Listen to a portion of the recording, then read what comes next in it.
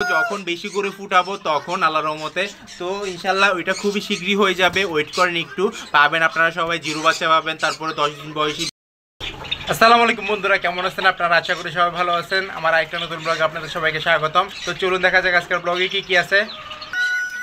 এই যে দেখুন আল্লাহর রহমতে এখানে আছে যে ফ্রি সেন্টের বাচ্চা আর গোল্ডেন সেপারেটের বাচ্চা। তো এগুলা মেল ফিমেল কনফার্ম আছে। তো ফ্রি সেন্টের বাচ্চা যদি কারো লাগে অবশ্যই যোগাযোগ করে নিতে পারবেন। আর এগুলাকে নিচে নিয়ে যাব এবং হচ্ছে যে এখানে কিছু নতুন কোয়েল পাখির বাচ্চা ছেড়ে দিব, যেগুলো আমার ইনকিউবেটর থেকে ফুটানো এবং ডিমগুলো সংগ্রহ করছি আমার খামার থেকে, এবং খুব ভালো ফুটছে মাশাআল্লাহ। আল্লাহর রহমতে অনেকদিন পর আবার ট্রাই করছি, কিন্তু ভালোই ফুটছে, যাক আলহামদুলিল্লাহ।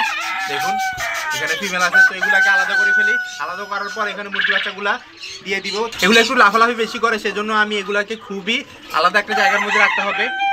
এই যে দেখুন আল্লাহর রহমতে রিংনেক ফিসেরগুলোকে এখানে নিয়ে আসছি, এই কেসটার মধ্যে রাখছি। এইখানে খাবার দাবার এবং পানিটা দিচ্ছি। এখানে আল্লাহর রহমতে গোল্ডেন সাবরেটের যে ফিমেলটা ছিল ওইটাও আছে, দেখুন মাশাআল্লাহ। এই যে দেখুন এখানে ছড়াই ছিটাই আছে। তো সবগুলাই কিন্তু আল্লাহর রহমতে খুব ভালোভাবেই আছে অ্যাক্টিভ, এবং এদের কালার কিন্তু চলে আসতেছে। দেখুন মেলটার কালার চলে আসছে, আর ফিমেলের কালার আসবে না, ফিমেলগুলো এভাবেই থাকবে। তো এগুলাকে কোয়েল পাখি যেখানে রাখছি ওইখান থেকে সরাই এনে এখানে রাখছি মাশাআল্লাহ। দেখুন তো 3টা ফিমেল 1টা মেল আছে চট্টগ্রাম শহরের মধ্যে। যদি কারো লাগে অবশ্যই যোগাযোগ করতে পারবেন, ইনশাল্লাহ নিতে পারবেন। এগুলো হচ্ছে যে রিংনেক ফিসেন, আমার ঘরেরই ব্রিড মাশাআল্লাহ, হোম ব্রিড। খুবই সাধারণভাবে সেট আপ করে এগুলো লালন পালন করতে পারবেন। আমি তো কেজের মধ্যে রাখছি, ভবিষ্যতে যদি বড় সেট আপ করে ওইখানে রাখবো ইনশাল্লাহ। দেখুন তো এইখানে যে কম্বলটা দিছি, কম্বলটা দেওয়ার কারণে ওইখানে গ্রিলের মধ্যে যাওয়া পাখিগুলো যাইতে পারে না, সেই জন্য আমি চাচ্ছি যে কম্বলটা একটু শর্ট করে দিব। তো দেখা যাক কি করি না করি, হয়তোবা শীত আর একটু পরে আসবে এইদিকে, সেই জন্য আমি এই সিস্টেমটা করতেছি।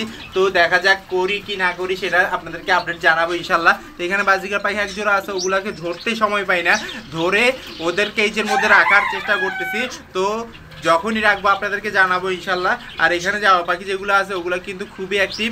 আর হচ্ছে যে এখানে আল্লাহর রহমতে সবগুলা রানিং পেয়ার, আর বাচ্চা একটাও নাই। বাচ্চা হবে শীতের পরে, হয়তোবা এখন হবে, নয়তোবা নেস্টিং করার পর হবে। 2-1টা কাজ করতে হবে এখানে।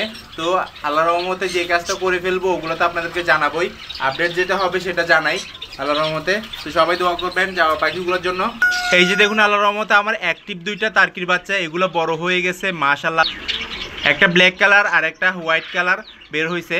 আর হোয়াইট কালার যেটা বের হয়েছে ওইটা তো বিক্রি হয়ে গেছে, পরবর্তীতে এই কালারটাই রয়ে গেছে আমার কাছে, ব্ল্যাক এবং হোয়াইট। আর এটা হচ্ছে যে একবারে সম্পূর্ণ ব্ল্যাক, যা কালারের মধ্যে এইটা হবে যে মেল আমি আশা করতেছি, আর ওইটা হবে যে ফিমেল। তো দেখুন কিভাবে উট পাখির মতো তাকায় আছে, এদিক সেদিক তাকাচ্ছে। তো এগুলোকে আপাতত কেজের মধ্যে রাখছি যাওয়া পাখির রুমে, সেই জন্য আজকেও দেখাই ফেললাম। এই যে দেখুন ফিমেলটা। তো এগুলোর গায়ে একটু, তো এগুলাকে কী করবো না করবো সেটা তো পরে বলবো।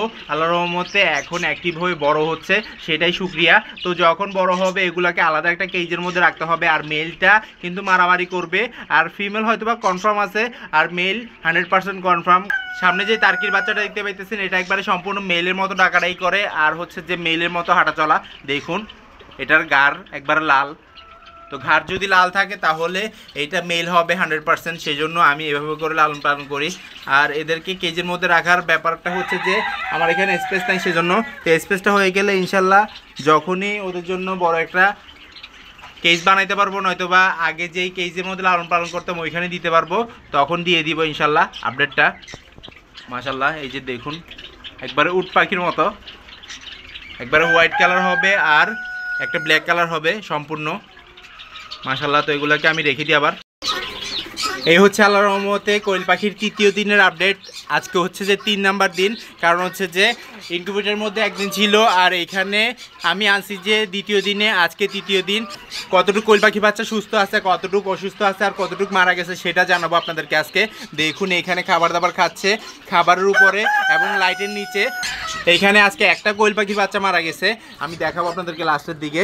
তো দেখুন সবগুলো কিন্তু দৌড়াদৌড়ি করতেছে, আর ওই সাইডে কর্নারে গিয়ে দাঁড়ায় আছে। তো লাইটটা এই কর্নারে দেওয়ার কারণ হচ্ছে যে যখনই ওদের গরম দরকার ওরা কিন্তু লাইটের নিচে চলে আসবে, এবং যখন ওদের আল্লাহর রহমতে ঠান্ডা দরকার ওরা লাইটের নিচ থেকে দূরে সরে যাবে। এবং পানির পাত্রটা দিছি যে কর্নারে, দেখুন ওইখানে খাবার দাবার খাচ্ছে, পানিটা খাচ্ছে, দৌড়াদৌড়ি করতেছে। এইভাবে করে দৌড়াদৌড়ি করে ওরা অ্যাক্টিভিটি বাড়াচ্ছে। তো কোয়েল পাখি যত দৌড়াদৌড়ি করবে অ্যাক্টিভিটি বাড়বে। এই যে দেখুন আল্লাহর রহমতে এখানে কিছু আছে কোয়েল পাখি লাইটের নিচে, ওইখানে কর্নারে দেখুন সবগুলো ছড়াই ছিটে আছে মাশাআল্লাহ। তো কোয়েল পাখি বাচ্চাগুলো এভাবে করে যখন লালন পালন করি অনেক সুন্দর লাগে। তো তৃতীয় দিনে বাচ্চা মারা গেছে 1 পিস, আর চতুর্থ দিনে দেখা যাক প্রায় 5 দিন পর্যন্ত ওদের বাচ্চা মারা যাওয়ার সম্ভাবনা থাকে। আল্লাহর রহমতে আমি তো এবার একটু ডিফারেন্টভাবেই লালন পালন করতেছি, দেখা যাক কি হয় না হয়। আপনারা সবাই দোয়া করবেন যেন সবগুলো সুস্থ থাকে, আমিও আশা করতেছি যেন সুস্থ থাকবে। তো এখানে টোটাল কয় পিস আছে সেটা যখন অ্যাক্টিভিটি ভালো থাকবে এবং বড় হয়ে যাবে তখন চেক আপ করে আপনাদেরকে জানাবো আর গনে দেখাবো। আর এইখানে আরেকটা মারা গেছে সেটা দেখাই, যেটা মারা গেছে কিভাবে মারা গেছে। ও হয়তোবা পানি পাচ্ছিল না, পানি শেষ হয়ে জানে, কিন্তু পানির মধ্যে যে পাথরগুলো দিছি ওগুলোর কারণে হয়তোবা পানি খাইতে পারে না। ওই পানির মধ্যে যদি পাথর না দিই তাহলে ওরা পানির মধ্যে ডুবে মারা যাবে, সবগুলো একসাথে মারা যাবে। এই যে দেখুন কত কিউট, কত ছোট্ট বাচ্চাটা মারা গেছে, অনেক খারাপ লাগতেছে।